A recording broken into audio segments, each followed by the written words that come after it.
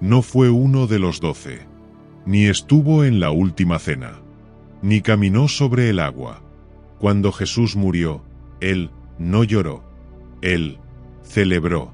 Pablo no nació con la misión. La persiguió. La rechazó. La odió. Era Saulo. Judío. Fariseo. Ciudadano romano. Formado en la ley. Amante del orden. Creía que los seguidores de Jesús eran una amenaza. Fanáticos. Herejes. Y los buscaba. Con autoridad. Con furia. Con la convicción de que hacía lo correcto. Fue testigo del asesinato de Esteban, el primer mártir. Y no solo no lo detuvo. Lo aprobó. Pero la historia no se detiene en los hombres que creen tener razón. A veces, Dios interrumpe. En un camino polvoriento, entre Jerusalén y Damasco, una luz lo detuvo. Lo arrojó al suelo. Lo cegó. Y escuchó una voz. Una sola frase. Saulo, Saulo, ¿por qué me persigues? Aquel momento no fue una lección. Fue una fractura. Y, al mismo tiempo, un inicio. El perseguidor se convirtió en predicador. El enemigo, en testigo. El fanático, en mensajero. Y el resto del mundo, nunca volvió a ser el mismo. Pablo no empezó su historia en un templo, ni en un monte sagrado. Su vida comenzó en una ciudad romana llamada Tarso, en la actual Turquía. Una ciudad culta, con escuelas, comerciantes y filósofos. Pero su casa no estaba centrada en los debates griegos. Estaba anclada en las Escrituras. Nació con el nombre de Saulo, de la tribu de Benjamín, judío desde la cuna, circuncidado al 8º día, educado para conocer la ley y para cumplirla. Su familia era profundamente religiosa, y él, desde joven, mostró devoción, pero también orgullo. Tenía carácter, tenía fuego. Fue enviado a Jerusalén para estudiar, y allí se formó bajo uno de los rabinos más respetados de su tiempo, Gamaliel. Aprendió a interpretar la Torá, a debatir, a discernir, a defender la fe con argumentos y con convicción. Saulo no era un ignorante ni un radical sin formación. Era brillante, metódico, fanático, sí, pero fanático con inteligencia. Tenía dos mundos en uno. Era judío de corazón y romano de ciudadanía. Eso le daba libertad de movimiento, protección legal y un lugar especial en la sociedad. Mientras otros veían a Jesús como un profeta o un loco, Saulo lo veía como una amenaza directa. No solo por sus ideas, sino porque sus seguidores decían que había resucitado. Y eso era demasiado. No podía permitir que esa locura creciera. No si dependía de él. Saulo no era un simple seguidor de la ley. Era un hombre en misión. Cuando hablaba de los seguidores de Jesús, no lo hacía con indiferencia. Hablaba con desprecio, con rabia contenida. Para él, eran una amenaza que debía ser erradicada. Y no se quedaba en palabras. Actuaba. Recorría las sinagogas, investigaba, preguntaba nombres. Conseguía permisos. Llevaba consigo soldados. Tenía autoridad. Pero sobre todo, tenía decisión. Entraba en casas. Arrastraba a hombres y mujeres. Los obligaba a renegar de su fe o a enfrentarse a las consecuencias. Y todo lo hacía con una calma peligrosa, con la convicción de que estaba haciendo lo correcto. No era cruel por placer. Era cruel por ideología, porque pensaba que esa violencia defendía la verdad. Fue en ese contexto que recibió un encargo mayor: viajar a Damasco. Allí también habían llegado los cristianos. Y él tenía órdenes, cartas oficiales, nombres, una lista. Iba camino a Damasco con todo preparado, seguro, frío, decidido, sin saber que ese viaje no sería el principio de una redada, sino el final de una vida, y el inicio de otra. El camino a Damasco era seco, polvoriento y lleno de piedras. Saulo lo conocía bien. Era una ruta de comercio, de caravanas y de soldados. Pero para él, ese día, era una ruta de caza. Llevaba cartas firmadas por el sumo sacerdote. Nombres, lugares. Iba a buscar cristianos, a encerrarlos, a destruir su esperanza. Montado en un caballo, el sol sobre la espalda, el rostro endurecido, el corazón lleno de seguridad. No sentía miedo, no dudaba, no esperaba señales del cielo. Esperaba órdenes, y las tenía. Y entonces, una luz.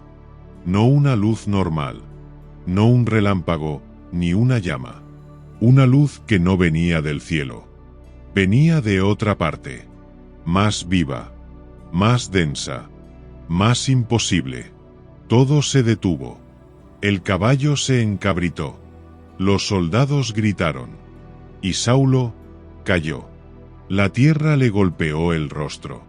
El polvo se le metió en los ojos. Pero no veía nada, porque la luz lo había cegado. Entonces, una voz. No fue un grito, ni una frase cualquiera. Fue una pregunta, una que entró más profundo que la piedra, más fuerte que el golpe. Saulo, Saulo, ¿por qué me persigues? Él no reconoció la voz, pero su alma sí, y tembló. ¿Quién eres, Señor? La respuesta fue tan corta como brutal. Yo soy Jesús, a quien tú persigues. Silencio. Respiración agitada. Y oscuridad. Saulo no podía ver. Tampoco podía levantarse solo. La certeza se había roto. Y el perseguidor ya no sabía ni dónde estaba. Le tomaron de los brazos. Lo llevaron de la mano. Él, que llevaba cadenas para otros, ahora era conducido como un niño. Y así llegó a Damasco. No como juez, sino como alguien que necesitaba ser sanado. No con ira, sino con ceguera. No para destruir, sino para empezar de nuevo. Después de ser sanado, de abrir los ojos, de ser bautizado, Saulo comenzó a predicar. Pero algo más ocurrió. Algo que no fue un milagro visible, ni un gesto grandioso. Fue una decisión y una señal. Saulo dejó atrás su antiguo nombre y empezó a llamarse Pablo. No fue una orden, no fue imposición, fue identidad. Pablo significa pequeño, y ese nombre marcaba su nueva forma de vivir, como si no fuera él, sino Cristo quien vivía en él. Ya no el fariseo, ya no el perseguidor, ya no el hombre poderoso, ahora el servidor, el que habla con fuego, pero camina con humildad. Estuvo 3 días sin ver, 3 días sin comer, 3 días sin hablar con nadie. No era castigo, era silencio. En Damasco, en casa de Judas, lo dejaron solo. Él, que había sido fuerte, ahora se tocaba los ojos sin entender. Recordaba la voz, la pregunta, y cada vez que la repetía en su mente, algo dentro de él se partía. Mientras tanto, en otra parte de la ciudad, Dios hablaba con un hombre llamado Ananías, un cristiano de fe firme y corazón temeroso. El Señor le dijo: «Ve a la calle recta. Allí está Saulo, hecho pedazos, pero mío». Ananías dudó. ¿Saulo, el perseguidor? Pero obedeció. Entró en la casa, lo miró, se acercó, y sin reproche le puso las manos sobre los ojos y le dijo: «Saulo, hermano, el Señor Jesús, el que se te apareció en el camino, me envía para que recuperes la vista y seas lleno del Espíritu. Y fue como si le cayeran escamas. Y por primera vez, vio, pero no como antes, no con la mirada del juez, ni del fariseo, sino con los ojos de alguien que ha muerto y ha vuelto a nacer. Se levantó, se bautizó, y comió. Después, no volvió a ser el mismo. Empezó a predicar, a hablar de aquel Jesús que antes quería borrar. Y todos lo miraban con miedo. ¿No es este el que venía a arrestarnos? Pero él no hablaba como uno más. Hablaba con fuego, con heridas aún abiertas, con un peso que no se podía fingir. No pedía perdón, daba testimonio, y cada palabra que salía de su boca parecía no venir de un fariseo, sino de alguien que había estado con Dios. Pablo no se quedó quieto. Nunca. Una vez encendido, no paró de moverse. Viajó a pie, en barco, atravesó montañas, cruzó tormentas, sufrió naufragios, latigazos, hambre, frío e incluso traiciones. Pero nada lo detenía. Entraba en las ciudades sin protección, solo, con la ropa que llevaba encima, y una verdad que ya no podía callar. Llegaba a las sinagogas, hablaba de Jesús, discutía con rabinos, debatía con filósofos, predicaba a ricos, esclavos, soldados, viudas y comerciantes. Muchos lo escuchaban con asombro, otros lo rechazaban, algunos querían matarlo. Pablo predicaba y escribía cartas enviadas a creyentes de todos los rincones, desde las costas de Grecia hasta las ciudades del Asia antigua y los barrios más profundos de Roma. Cartas que hoy siguen leyéndose en cada rincón del mundo. Pero no todos estaban de acuerdo con él, ni siquiera dentro de la iglesia. En Antioquía discutió con Pedro, públicamente. Le dijo que no podía actuar como judío con unos y como gentil con otros. Pedro lo escuchó, y aunque hubo tensión, al final lo reconoció. Pablo hablaba con verdad, no por orgullo, sino porque defendía que el Evangelio no podía tener condiciones. Para él, Cristo no murió para crear otra religión. Murió para dar vida. Y esa vida era para todos. Judíos, griegos, esclavos, libres, hombres, mujeres, todos. No fue el frío, ni la oscuridad, ni el encierro. Lo que más dolía era el silencio. Pablo había sido un hombre en movimiento, y ahora sus pasos eran pocos. Sus días, todos iguales. Su cuerpo, cansado, pero su espíritu, más despierto que nunca. Estaba preso, sí. Vigilado, sí. Solo, también. Pero su alma estaba llena. Y mientras otros esperaban que se callara, él escribía.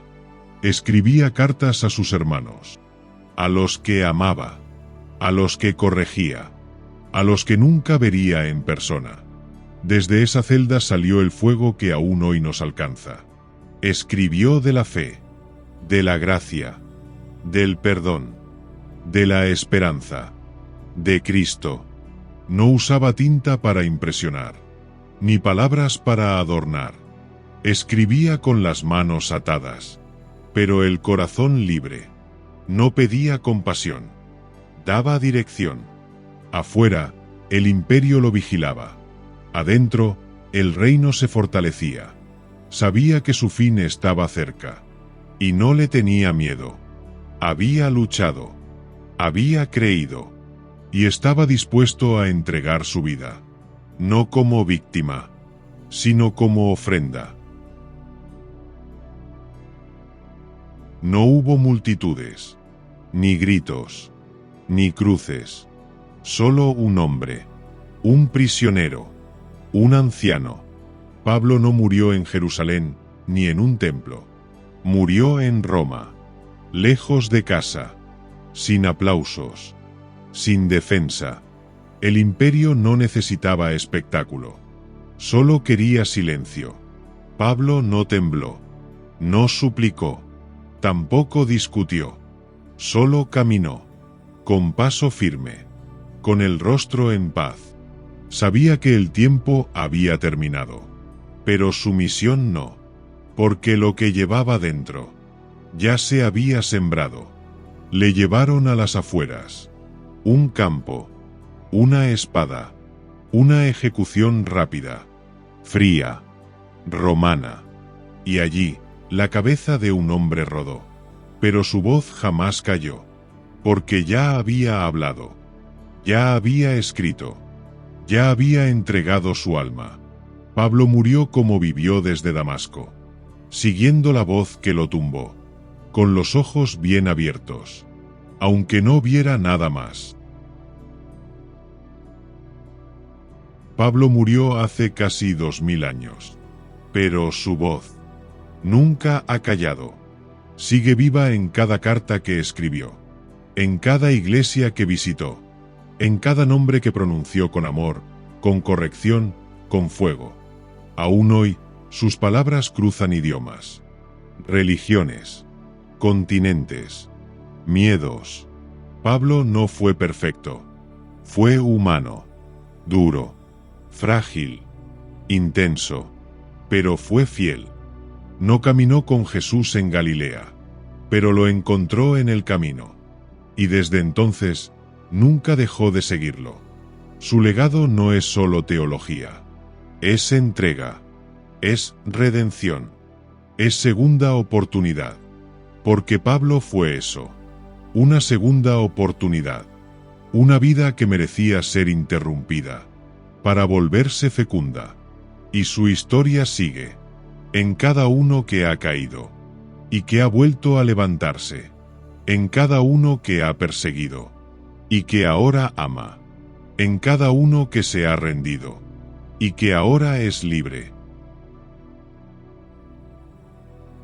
Pablo no solo escribió cartas, escribió caminos, y esos caminos aún hoy están abiertos, para ti, para mí, para todo el que esté dispuesto a escuchar la voz que un día lo derribó, porque la historia de Pablo aún no ha terminado.